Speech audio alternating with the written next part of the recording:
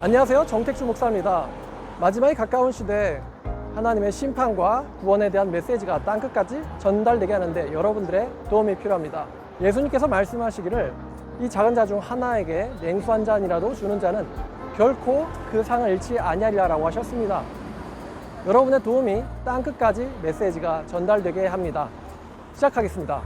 자, 오늘 말씀 한국교회를 심판하는 예레미야 25번째 시간이죠.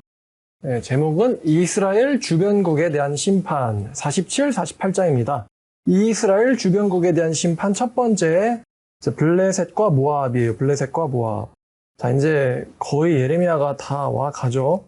자, 47장은 굉장히 짧아요. 대신 48장이 깁니다. 자, 파라오가 가사를 치기 전에 블레셋 사람에 대하여 선지자 예레미야에게 임한 여호와의 말씀이라. 여호와께서 이와 같이 말씀하시되, 자, 이제 가자는 블레셋의 5번째, 그러니까 5가지 도시 중에 하나가 바로 이 가자입니다. 파라오가 블레셋을 침공하기 전에 임한 블레셋에 대한 예레미야의 말씀이다. 자, 블레셋에 5성이 있어요. 5성이 있는데 가자, 그 다음에 에그론, 갓, 아스돗, 아스글론 이렇게 5개의 도시가 있습니다. 가자, 에그론, 갓, 아스돗, 아스글론 이렇게 5도시가 있는데요. 자, 여호와께서 이와 같이 말씀하시되 보라, 물이 북쪽에서 일어나 물결치는 시내를 이루어 그 땅과 그 중에 있는 모든 것과 그 성읍과 거기에 사는 자들을 휩쓸리니. 자, 여러분, 파라오는 남쪽 사람이죠? 북쪽이라고 하면은 어디를 말하는 걸까요? 바벨론을 말합니다. 자, 북쪽에서 물이 일어나서 그 땅을 칠 것인데 사람들이 울부짖으며 그 땅 모든 주민들이 울부짖게 될 것이다. 자, 그러면 이게 홍수를 예언하는 게 아니고 3절에 군마의 발굽소리와 달리는 병거바퀴가 진동하는 소리 때문에 아버지의 손맥이 풀려 자기의 자녀를 돌보지 못하리니. 아버지도 힘이 풀리고 자녀를 돌보지 못하는 이는 블레셋 사람을 유린하시며 두로와 시돈에 남아있는 바 도와줄 자를 다 끊어버리시는 날이, 심판의 날이 올 것이다. 여호와께서 갑돌 섬에 남아있는 블레셋 사람을 유린하시리라. 자, 이제 블레셋에 대한 심판들이 이야기되어지고 있습니다. 가사는 대머리가 되었고 아스글론과 그들에게 남아있는 평지가 잠잠하게 되었나니 네가 네 몸베기를 어느 때까지 하겠느냐. 사람들이 자기의 기도를 응답시켜달라고 신에게 자기 이제 자해를 하는 거죠. 자해를 하면서 제발 좀 살려주세요라고 기도를 하는데 어느 때까지 그러고 있겠느냐. 하나님께서는 그 기도를 들어주시지 않는다는 거죠. 자, 6절. 오라 여호와의 칼이여. 여호와의 칼에 이제 의인화를 했습니다. 여호와의 칼이여. 네가 언제까지 쉬지 않겠느냐. 칼집에 들어가서 가만히 쉴지어다. 여호와의 칼아. 쉬는 것이 어떻겠니? 라고 칼에게 이야기했더니 칼이 뭐라고 말하냐. 여호와께서 이를 명령하셨은즉 어떻게 잠잠하여 쉬겠느냐. 아스글론과 해변을 치리하여 그가 정하셨느니라 하니라. 그러니까 여호와의 칼은 쉬지 않는다라는 것이죠. 여호와의 칼이 언제까지 안 쉴 거니? 아스글론의 해변을 잠잠케 할 때까지. 자, 여러분 5가지 성읍 중에 아스글론이 나왔는데 이 아스글론은 블레셋 도시 5도시 중에서 한 구도시입니다. 한 구도시. 자, 느부갓네살의 이 전쟁에 대해서 기록된 느부갓네살 연대기라는 게 있다고 말씀드렸었는데 기억나시나요? 이 바벨론의 연대기에 따르면 기원전 604년 느부갓네살은 블레셋의 5도시들을 쳤고 마지막으로 아스글론을 정복했다라는 기록이 있습니다. 기원전 604년. 자, 아스글론의 왕이 붙잡혔고 바벨론으로 끌려갔다라고 기록되어 있어요. 그리고 그 바벨론에 의해서 블레셋의 도시들이 정복되고 완전히 파괴되었다라고 나와 있습니다. 완전히 파괴되었다. 그러니까 5절에 보니까 아스글론과 그들에게 남아있는 평지가 잠잠하게 되었다라 그러죠. 바벨론 연대기에는 도시는 완전히 약탈당하고 싸그리 밀려가지고 평지가 됐다. 이렇게 바벨론 연대기에는 나와 있어요. 자, 이 아스글론, 현재의 이름도 아쉬켈론입니다. 아쉬켈론. 이 현재의 이름인데 발굴 작업을 했어요. 발굴 작업을 해서 이 도시가 느부갓네살 때 한번 파괴됐었다라는 것이 확인됐습니다. 아슈켈론. 블레셋에 대한 심판이죠. 너무 많이 사람들이 죽으니까 칼아, 언제까지 일할 거야? 쉴래? 그랬더니 하나님의 명령에 완전히 잠잠케 할 때까지 내가 어떻게 쉬겠느냐. 여호와의 칼은 쉬지 않는다. 그러니까 바벨론에 의해서 블레셋 사람들이 죽임당하고 사륙전이 일어나는 것도 바로 여호와의 의지대로 일어나는 일들이라는 것입니다. 자, 47장은 짧아요. 대신 48장이 깁니다. 자, 48장입니다. 자, 모압에 관한 것이라. 이번에 모압에 대한 예언이에요. 48장 전체가 모압에 대한 예언을 하고 있습니다. 만군의 여호와 이스라엘 하나님께서 이와같이 말씀하시되 오라 느보여 그가 유린당하였도다. 여러분 느보 들어본 적 있나요? 느보가 어디냐면은 모세가 마지막으로 이제 이스라엘의 약속된 땅을 바라본 산, 거기가 느보산이에요. 저도 한번 올라가 본 적이 있거든요. 느보 마운틴. 모세가 이스라엘 전경을 보고는 네가 복이 나겠는데 들어가지 못할 것이다. 이게 느보산인데 느보산 근처에 있는 곳이 바로 이 느보예요. 많은 도시들의 이름이 등장합니다. 느보가 유린당하였도다. 기랴다임이 수치를 당하여 점령되었고 미스갑이 수치를 당하여 파괴되었으니 기랴다임, 미스갑 여기서 등장하는 지명들이 전부 다 모압의 도시들이에요. 모압의 찬송 소리가 없어졌도다.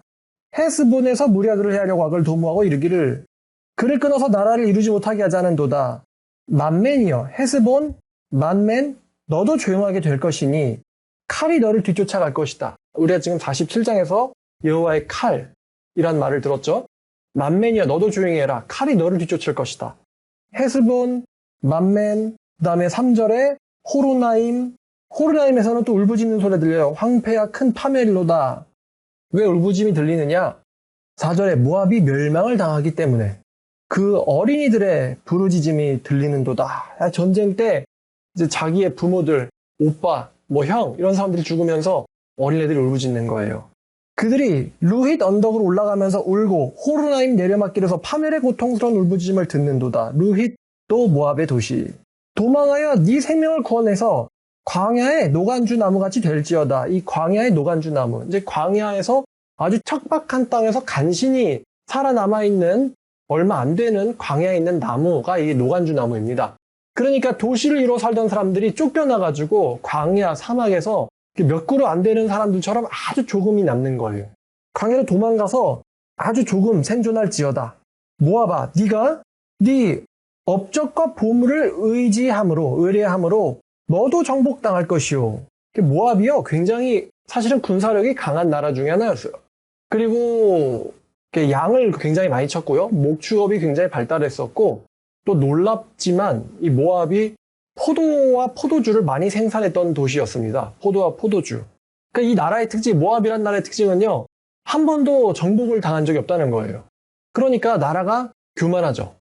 많은 침략을 당했어도 한 번도 점령을 당하지 않았다. 자, 근데 이 얘기를 먼저 해드렸어야 될 것 같은데 여러분 모압이 어디냐? 이스라엘이 지도 어디쯤에 있는지 아시죠? 중동에서 왼쪽에 보면은 서쪽으로 가면은 이제 지중해 맞닿아 있는 나라가 이스라엘이거든요. 이스라엘을 가지고 이제 산에서부터 쭉 이렇게 강이 이스라엘을 갈랐잖아요. 이 강으로 이제 국경선이 되는데 이 강의 요단강 왼쪽이 이스라엘이고 요단강의 오른쪽이 요르단이란 나라거든요. 요르단이란 나라. 그래서 그 사해바다라고 아시죠? 소금이 굉장히 진해가지고 수영 못하는 사람도 그냥 저절로 둥둥 뜨는 이 사해바다 재밌는데 별로 안 커요. 바다인데 사해바다에서 이스라엘 쪽에서 건너편 요르단 땅이 보입니다. 왠지 수영 잘하는 사람이 가면은 건너갈 것 같아요. 말이 바다지. 그 멀리 이렇게 언덕이 보이거든요. 그 언덕 위에 있는 쭉 땅이 바로 요르단이란 나라인데 이 요르단 나라가 바로 모압이에요. 모압. 자, 그러면 이제 퀴즈인데 아까 모세가 이스라엘로 들어가지 못하고 이스라엘 전경을 본 느보산이라는 데가 있다고 했잖아요. 느보산이 어느 나라에 있을까? 모압에 있습니다. 모압. 그러니까 느보산은 요르단에 있습니다. 아이러니하게도 이 요르단은 이슬람을 따르는데 근데 이슬람도 모세를 선지자로 믿는단 말이죠. 그래서 거기 느보산 위에 모세의 지팡이가 있어요. 모세의 지팡이같이 생긴 조형물이 있습니다. 거의 십자가 같이 생겼거든요. 네. 근데 이 요르단 여행을 하면서 느낀 점이 뭐냐면 어떻게 이런 데에서 사람이 살지? 싶을 정도로 제가 이제 요르단을 들어갔을 때 버스를 타고 다녔는데 관광버스죠. 근데 아무것도 없어요, 정말. 아무것도 없고 엄청나게 끝이 없게 넓은 땅에 전부 다 흙으로 돼 있어요. 전부 다 그냥 황토색 흙이에요. 그러니까 사막은 아니고 이게 광야, 정말 말 그대로 광야예요. 광야인데 풀도 없고 그냥 흙이에요. 흙만 잔뜩 있어요. 거기에 이제 외롭게 도로만 쭉 나 있는 거예요. 덥고. 그리고 모압의 산을 가보잖아요. 모압이 절벽도 많고 산도 많은데 우리나라도 계곡도 많고 산도 많잖아요.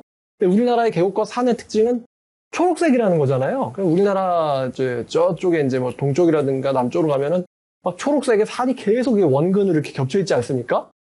똑같은 광경인데 이게 전부 다 요르단은 황토색이에요. 정말 풀색, 초록색을 보기가 너무 힘들어요. 양이 하얀색인데 양이 이제 오랫동안 이렇게 목욕을 하다 보면 양이 흙이 묻어가지고 황토색이 되거든요. 그럼 땅도 황토색, 산도 황토색, 양도 황토색. 그러니까 안 보여요. 양인지 산인지. 눈 좋은 사람이 자세히 보면은 땅같이 생긴 게 꾸물꾸물 움직여요. 그러면 이제 양떼가 있는 거야. 정말 척박합니다. 이 요르단이.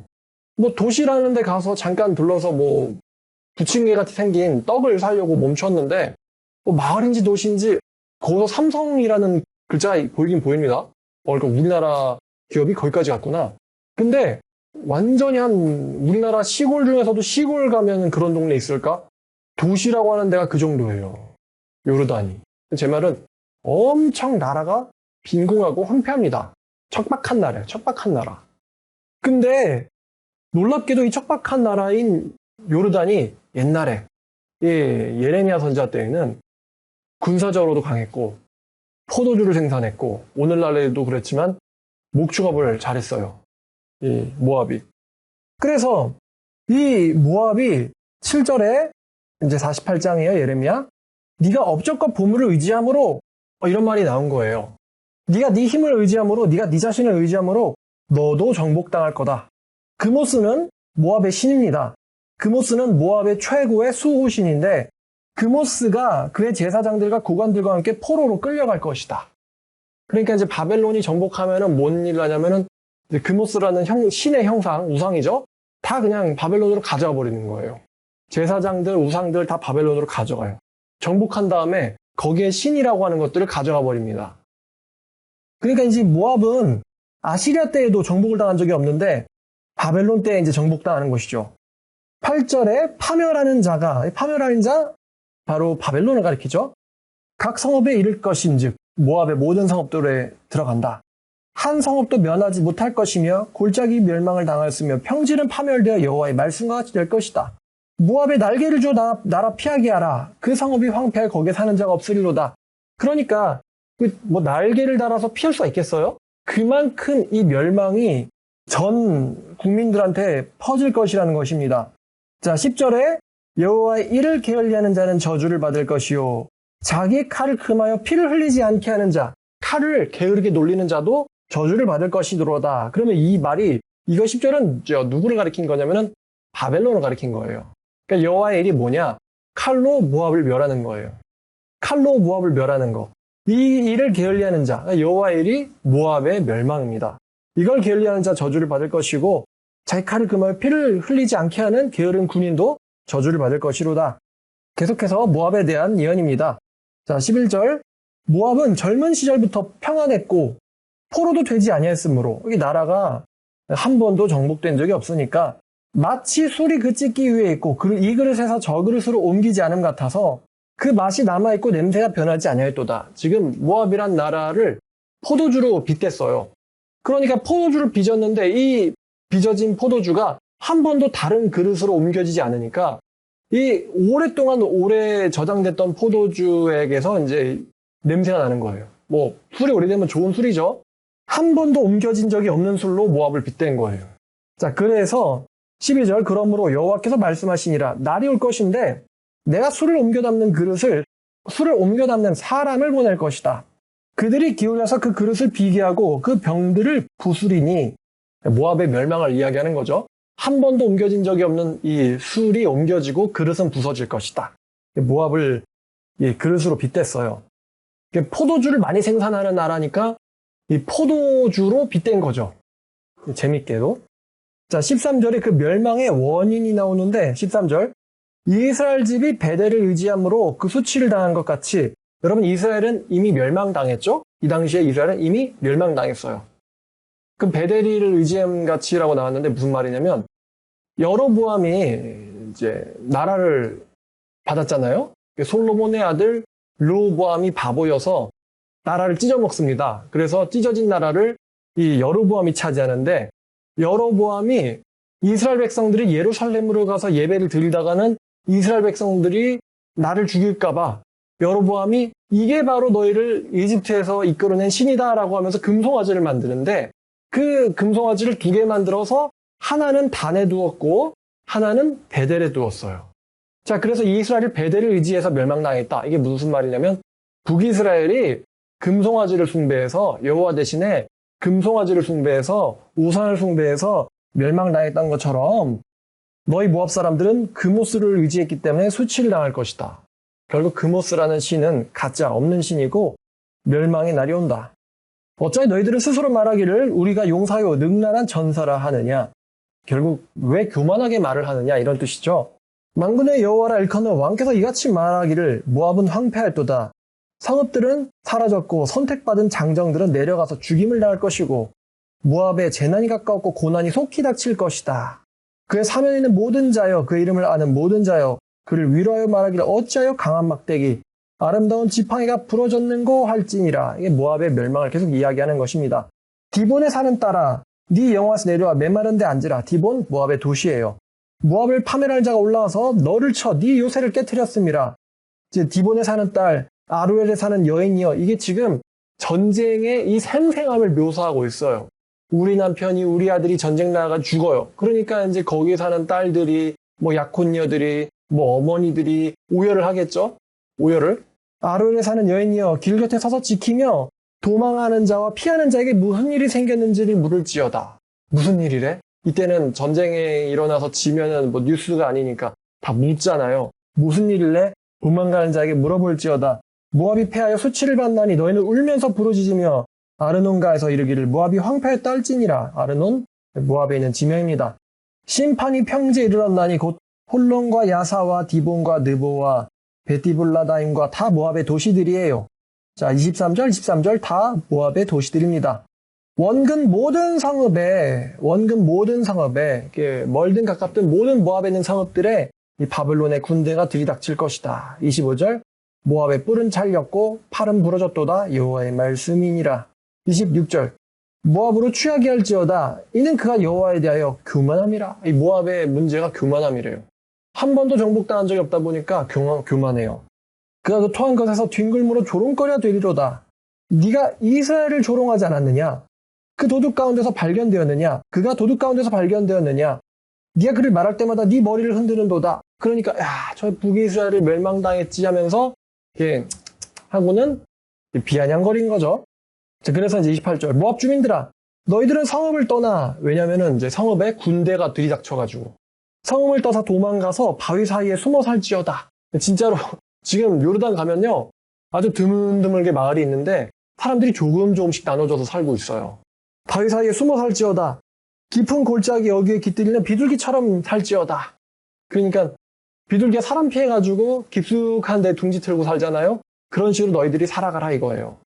성읍들은 다 멸망당할 거니까. 우리가 모압의 교만을 들었나니 심한 교만 곧 그의 자구와 오만과 자랑과 그 마음의 거만이로다. 여호와의 말씀이니라. 내가 그의 노여함에 허탄을 안오니 그가 자랑하여도 아무것도 성취하지 못할 것이다. 그러므로 내가 모압을 위하여 울며 온 모압을 위하여 부르짖으리니 무리가 길헤레스 사람을 위하여 신음하리로다. 길헤레스 역시 모압의 지명입니다. 신마의 포도나무여 너의 가지가 바다를 넘어 야셀 바다까지 뻗었더니. 그러니까 이제 요단강 하나 건너가지고 모압과 이스라엘이라고 했잖아요. 포도나무가 울창해져가지고 야셀은 이스라엘 지파죠. 이스라엘까지 뻗쳤더니. 그러니까 이제 교만이에요. 갑자기 너의 여름 과일과 포도 수확을 탈취하는 자가 나타났다. 내가 너를 배울기를 야셀이 우는 것보다 더하리로다. 그러니까 이스라엘의 멸망보다 너의 멸망이 더 심각하기 때문에 너를 위해서 더 심하게 올 것이다. 기쁨과 환희가 옥토와 모압 땅에서 빼앗겼도다. 내가 포도주 틀에 포도주가 끊어지게 하리니. 역시 포도주 생산지니까 이런 말이 나오는 거예요. 외치며 밟는 자가 없을 것이다. 이 포도를 밟는 거는 포도주를 만드는 거죠. 포도주를 만들 자들이 다 죽을 것이다. 그 외침은 즐거운 외침이 되지 못하리라. 비명만 들리는 거예요. 헤스본에서 엘르알레를 지나 야스까지 소알에서 호로나임을 지나 에글랏 셀리시아에 이르는 지역에 사는 사람들이 소리를 내어 부르짖으면 니므림의 물도 황폐했음이로다. 여기 모압의 지명들 나왔고 니므림은 모압에 있는 계곡입니다. 계곡이 황폐해졌다. 여호와의 말씀이라. 모압 산당에서 제사하며 그 신들에게 분양하는 자를 내가 끊으리라. 그러니까 그모스라는 신을 섬긴 거에 대한 벌을 하나님께서 드디어 내리겠다 이것입니다. 여기 우리가 잠깐 들은 적이 있는 지명이 나오는데 이 34절에 소알이라는 지명 나오죠? 소알. 소알이 어디냐면 바로 소돔이에요. 소돔. 여러분 소돔 하면은 유명하죠? 거기에 누가 살았죠? 롯. 맞아요. 롯이 살았어요. 근데 모압이 그러면 누구의 후손들입니까? 롯의 후손이죠. 롯이 자기의 큰딸에게서 낳은 자식 이름이 모압이에요. 그러니까 롯이 소돔에 눌러 살다가 소돔이 불바다되니까 좀 옆으로 도망가거든요. 그래서 이제 그 자식들이 번성한 데가 바로 모압. 큰딸이 낳은 자식이 모압, 그 다음에 작은 딸이 이제 낳아가지고 암몬이 되거든요. 사실은 그러니까 이스라엘의 어떻게 보면 사촌나라예요, 이 모압은. 이스라엘의 사촌나라. 그러므로 나의 마음이 모압을 위하여 피리같이 소리내며 나의 마음이 길헤레스 사람들을 위하여 피리같이 소리를 내나니 이는 그가 그 모든 재물이 없어졌음이라. 모든 사람이 대머리가 됐고 모든 사람 수염을 밀었으며 손에는 칼적이 있고 허리에 굵은 배가 둘렀고 다 이게 전쟁에서 패전한 나라의 국민들의 모습입니다. 모압의 모든 지붕과 거리 각처에 슬피 우는 소리들이 들리니 내가 모압을 마음에 들지 않는 그릇같이 깨트렸음이라. 여호와의 말씀이니라. 그릇이 깨트림같이 모압이 이렇게 됐대요. 어찌하여 모압이 파괴됐으며 어찌하여 그들이 애곡하는가. 모압이 부끄러워 등을 돌렸도다. 그런즉 모압은 그 사방 모든 사람들의 조롱거리와 공포의 대상이 되리로다. 한 번도 정복당한 적이 없는 나라인데 이제는 온 도시에서 통곡하는 공포와 조롱의 대상이 될 것이다. 여호와의 말씀이라. 모압은 교만했단 말이에요. 모압의 문제는 우상숭배와 교만이에요. 모압의 문제는 우상숭배와 교만. 여호와가 독수리처럼 날아와서 모압 위에 그의 날개를 펴리라. 여러분 광야에 조그만 들짐승 하나 있는데 갑자기 독수리가 확 날아오면은 그 들짐승은 10중 8구 잡힙니다. 도망갈 수가 없어요. 그런 것처럼 그모스라는 신을 믿으면서 나는 정복당한 적이 없다 하면서 이스라엘 저런 멸망하는 이렇게 조롱하던 그에게 갑자기 독수리같이 여호와의 심판이 닥치니까 피할 수가 없는 거예요. 성읍들은 점령을 당하며 요새가 함락되는 날에 모압의 용사의 마음은 산고를 당하는 여인처럼 울부짖게 될 것이죠. 42절. 모압이 여호와를 거슬러 자만했기 때문에 멸망하고 다시 나라를 이루지 못하리로다. 여호와의 말씀이니라. 모압 중이나 두려움과 함정과 올무가 너에게 닥치나니 두려움에서 도망하는 자는 함정에 빠질 것이요 함정에서 나온 자는 올무에 걸리리니 이는 내가 모압이 벌받을 해가 임하게 할 것임이라. 여호와의 말씀이니라. 그럼 여기 벌받을 해라고 나왔는데 모압이 언제 바벨론에게 침략당해서 멸망을 당하냐면 기원전 582년입니다. 582년. 그러니까 이스라엘이 586년에 멸망당하죠. 586년에 멸망을 당하고 4년 뒤네요. 이 4년 뒤에 모압이 멸망을 당해요. 느부갓네살에게 정복당합니다. 도망할 자들이 기진하여 헤스본 그늘 아래에 서니 이는 불이 헤스본에서 나와 불길이 시온 가운데 나서 모압의 살적과 떠드는 자의 정수리를 불태울 것이다. 모압이여 너에게 화가 있도다. 그모스의 백성은 멸망했도다. 네 아들들은 사로잡혀 갈 것이고 네 딸은 포로가 되었도다. 자, 모압의 멸망. 근데 마지막 한 절을 보니까 그러나 내가 마지막 날에 모압의 포로를 돌려보내리라. 여호와의 말씀이니라. 모압의 심판이 여기까지니라. 그러니까 모압이 아주 심각한 멸망을 당하겠지만 완전히 이제 멸망을 당하진 않고 하나님께서 모압에게도 이 살아남을 자들을 주시겠다라는 말씀입니다. 모압이 심각하게 멸망당할 것이 48장이라는 굉장히 긴 장의 전체에 할애가 되어 있습니다. 자, 다른 성경 한 절만 볼게요. 자, 스바냐라는 성경입니다. 스바냐 2장 8절입니다. 2장 8절과 9절.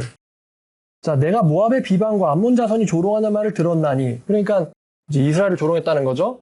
그들의 조롱을 들었나니 그들이 내 백성을 비방하고 자기들의 경계에 대하여 교만하였느니라. 그러므로 만군의 여호와께서 이스라엘 하나님이 말씀하시노라. 내가 나의 삶을 두고 맹세하노니 장차 모압은 소돔같이 될 것이며, 안 그래도 소돔에서 살아남아서 세운 사람이 이제 롯의 자손 모압인데, 너네 나라가 소돔같이 될 것이며 암몬은 고모라같이 될 것이다. 찔레가 나며 소금 구덩이가 되어 영원히 형폐하리니 내 백성의 남은 자들이 그들을 노략하며 나의 남은 백성이 그것을 기업으로 얻을 것이라. 영원히 형폐할 것이다. 그러니까 모압이 굉장히 침략도 안 당했고 강했고, 여러분 혹시 그거 아세요? 인디아나 존스란 영화를 보면은 옛날 영화인데 유명하니까 그 인디아나 존스 시리즈 중에 3편이 최후의 성전이라는 영화인데요. 그 유명한 미국 배우가 주연인데 이름 모르겠네. 기억이 안 나지 그 사람? 그 잘생겼는데. 그 영화를 보면은 그 영화 말미에 성배, 예수님이 쓰던 성배가 감추어져 있는 신전을 찾거든요.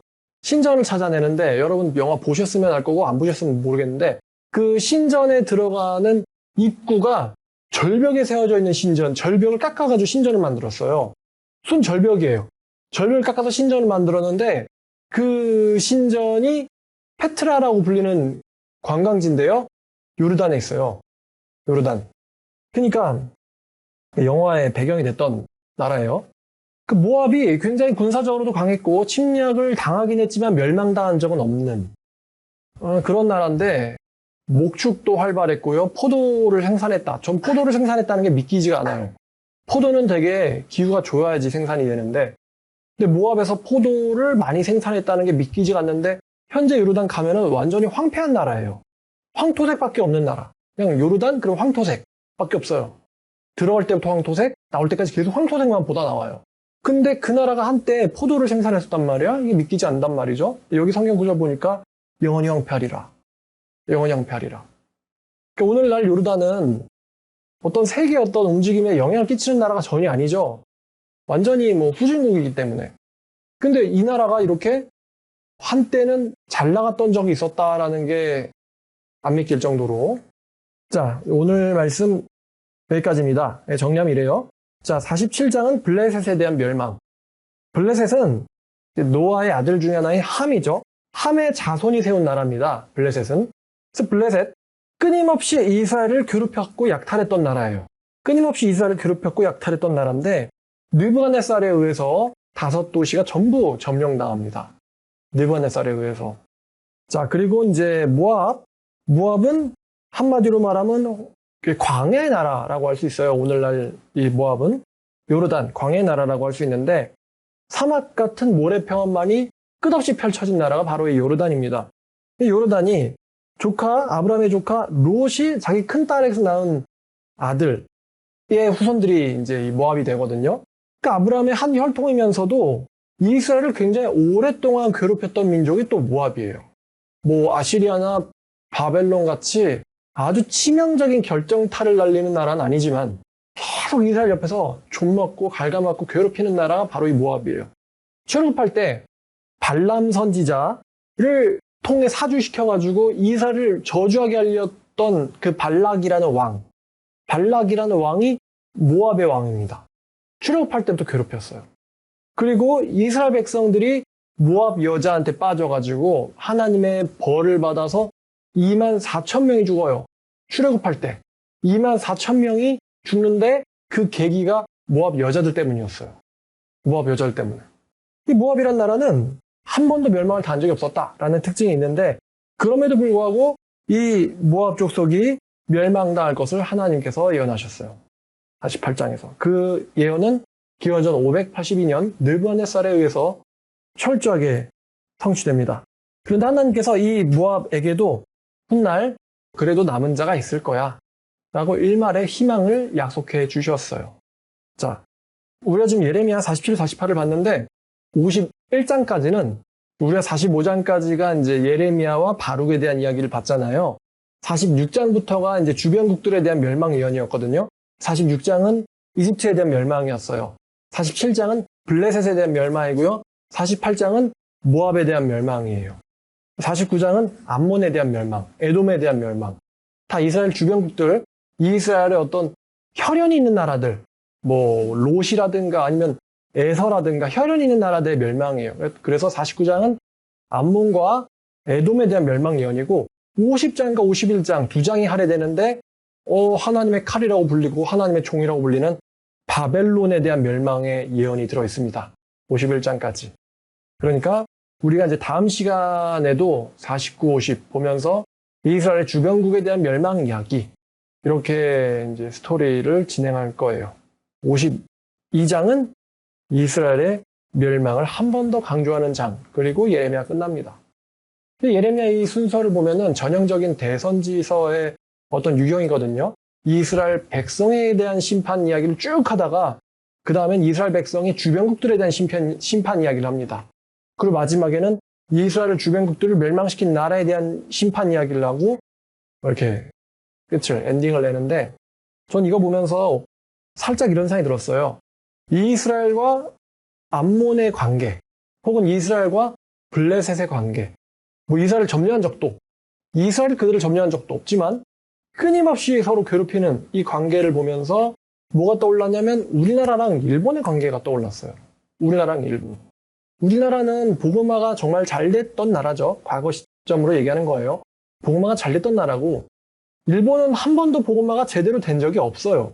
그리고 지금 일본은 마치 모압처럼 끊임없이 이제 그모스가 아니라 얘네는 신사에서 이방신들 우상을 섬기잖아요. 그러니까 하나님께서 이제 우리가 이런 질문을 할 수 있죠. 하나님이 한국을 심판하실 것이다. 왜? 이스라엘처럼 베델을 의지하니까. 이스라엘처럼 베델을 의지하니까. 그러니까 우리를 구원해 주신 여호와를 잊어먹고 다른 이방 우상신들을 섬기니까.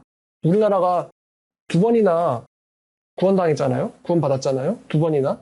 1945년에, 1953년에 일제에서 공산주의에서 두 번이나 구원당했잖아요. 구원받았어요. 근데도 하나님께 감사하지 않고 계속 우상숭배를 이제 한국교회도 하고 있죠.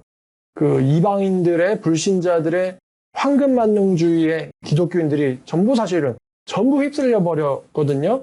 그러니까 이제 이 북이스라엘 같은 거예요. 하나님한테 구원 받아놓고도 베델에다 금송아지 세워놓고 황금인데 금송아지도 이게 바로 너희를 구원해낸 신이다 이러면서 황금만능주의에 빠지니까 하나님이 북이스라엘을 치고 마찬가지로 대한민국을 치실 것이다. 패턴 비슷하잖아요. 그리고 그 나라를 계속해서 괴롭혔던 이방신 섬기는 나라들 바로 블레셋과 모압처럼 우리나라와 일본이 끊임없이 이방신을 섬겨요. 얘네가. 그러면서 우리나라를 계속 괴롭히죠. 지금도 보면은 혐한이 여전히 강하게 남아있는 나라가 바로 일본인데 그러면 하나님께서 우상을 섬기는 나라를 가만히 내비둘 것이냐.